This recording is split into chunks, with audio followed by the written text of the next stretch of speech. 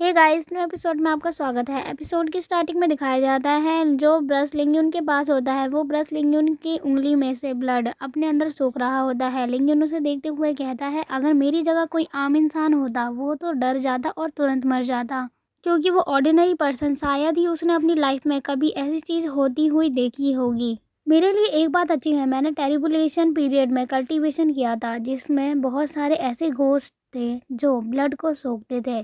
तभी अचानक से वो ब्रश लिंगयुन की बॉडी का ब्लड सोखना बंद कर देती है और दूर हट जाती है। लिंगयुन उसे अपने हाथों में पकड़ता है और वो कहता है इस ब्लड के अंदर मुझे मेरा कनेक्शन फील हो रहा है क्योंकि इस ब्रश ने मेरे ब्लड को सोखा है। तो इसका मतलब ये है मैं इसे जैसा चाहे वैसा कंट्रोल कर सकता हूँ। ठीक है, फिर मैं इसे प्रैक्टिस करता हूँ कंट्रोल करने की। और इतना कहते ही वो उस ब्रश को चलाने लग जाता है। जब वो सॉफ्ट तरीके से चलाता है तो वो ब्रश सॉफ्ट तरीके से चल रहा होता है और जब वो अपना पूरा जोर लगाता है तो वो ब्रश नुकीला होके उस पेज को ही फाड़ देता है जिस पे वो ड्रॉ कर रहा होता है।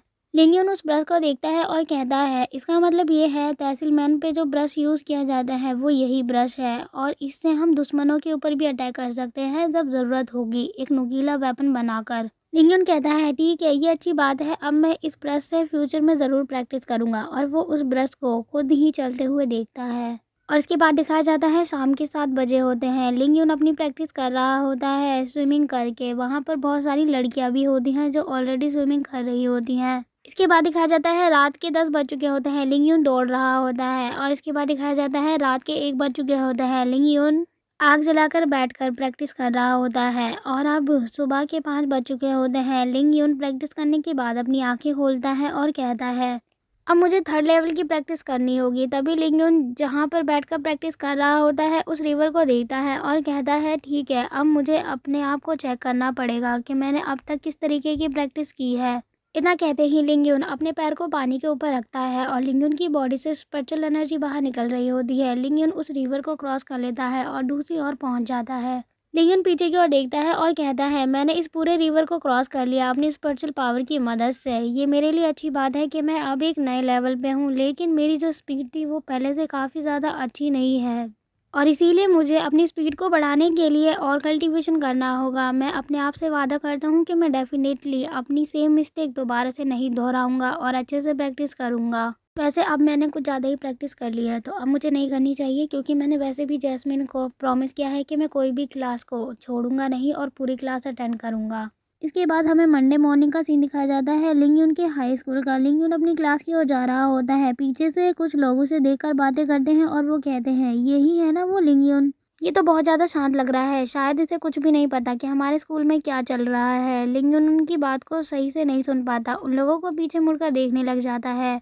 लिंगयुन अपने मन में कहता है शायद ये लोग मेरे को इसलिए इतना ज़्यादा घूर के देख रहे हैं क्योंकि इन लोगों को तो मालूम नहीं होगा कि मैं 3rd लेयर की प्रैक्टिस कर रहा हूँ।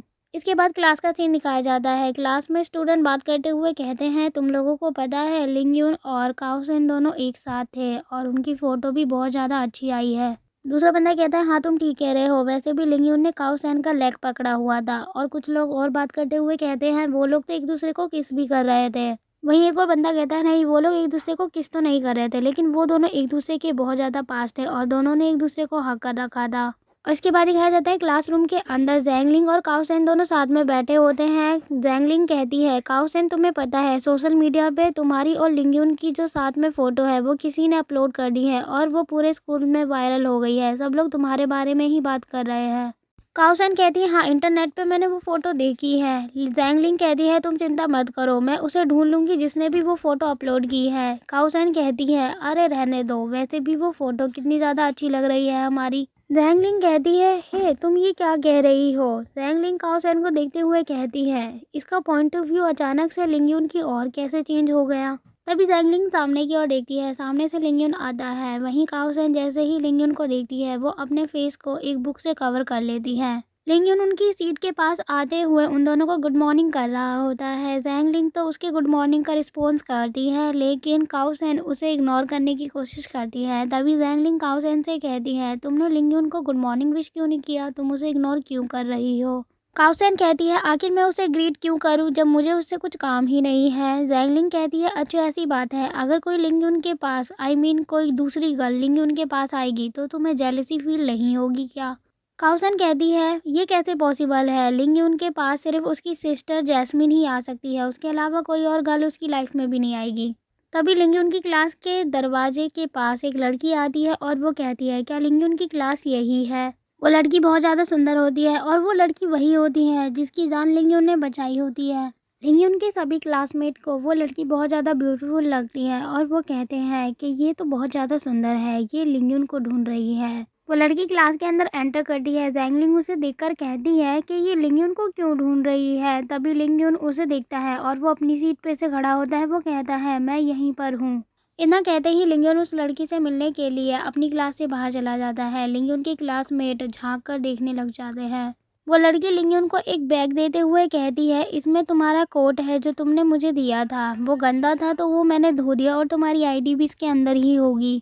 लिंग यून उस लड़की को कहता है थैंक यू। तभी वो लड़की उसे ध्यान से देखती है और वो कहती है उस दिन जब मैंने इसे देखा था तो ये इतना ज़्यादा हैंडसम नहीं था और बहुत ज़्यादा मोटा था, लेकिन जब मैं आज इसे बहुत ज़्यादा करीब से देख रही हूँ तो मुझे पता चल रहा है कि ये बहुत ज़्यादा हैंडसम भी है और इसने अपना वेट भी काफ़ी ज़्यादा लूज़ कर लिया है। तभी लिंग यून खुश होता है और वो कहता है तुमने ये तो मुझे वापस कर दिया, लेकिन और चीज़ों के बारे में तुम्हारा क्या ख्याल है। वो लड़की उससे कहती है आगे तुम किस चीज़ की बात कर रहे हो। लिंग यून उससे कहता है अपना हाथ आगे करते हुए क्या तुम्हें याद नहीं कि मैंने उस रात तुम्हारी जान बचाई थी। लिंग यून ऐसा इसलिए बोलता है क्योंकि उसे उस लड़की से पैसे चाहिए होते हैं उसकी जान बचाने के लिए, लेकिन वो लड़की तभी उसका हाथ पकड़ती है और वो कहती है थैंक यू सो मच, आपने उस दिन मेरी जान बचाई थी।